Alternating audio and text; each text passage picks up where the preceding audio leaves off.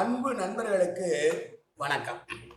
பழமொழி 400 பதிவேற்றம் 201வது நாள், பாடல் 199, பொருள் என்கிற அதிகாரத்தில் வரக்கூடிய 4வது பாடல் இது. அருள் உடையாரும் மற்று அல்லாதவரும் பொருள் உடையாரை புகழாதார் இல்லை. பொறுபடை கண்ணாய் அதுவே திருவுடையார் பண்டம் இருவர் கொளல். போர்க்களத்திலே உபயோகப்படுகிற வேல் போன்ற கூர்மையான கண்ணை உடைய பெண்ணே என்று ஒரு பெண்ணை பார்த்து சொல்கிறார். அருள் பெற்றவர்கள் என்று சொல்லக்கூடிய பெரியவர்களும் அவ்வாறு இல்லாமல் சாதாரண மனிதர்களும் யாராக இருந்தாலும் செல்வமுடையாரை பார்த்து புகழ்ந்து பேசாதவர்கள் இருக்கிறார்களா என்றால் இல்லை. அருள் கொண்டவரும் புகழ்கிறார்கள். அருள் இல்லாத சாதாரண மனிதர்களும் பொருள் உள்ளவரை பார்த்தால் புகழ்தான் செய்கிறார்கள்.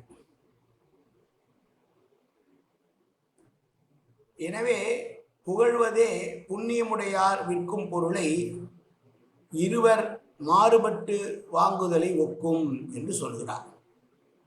பொருள் உடையாரை எல்லோரும் புகழ்வார் என்பது பொதுவான கருத்து.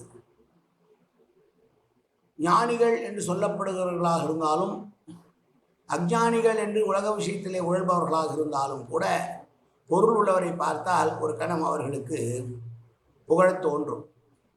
எனவே அது இயல்புதான், உலகத்தினுடைய இயல்பு. பொருள் உள்ளவரை மற்றவர்கள் புகழத்தான் செய்வார்கள் என்று சொல்லக்கூடிய பாடல்.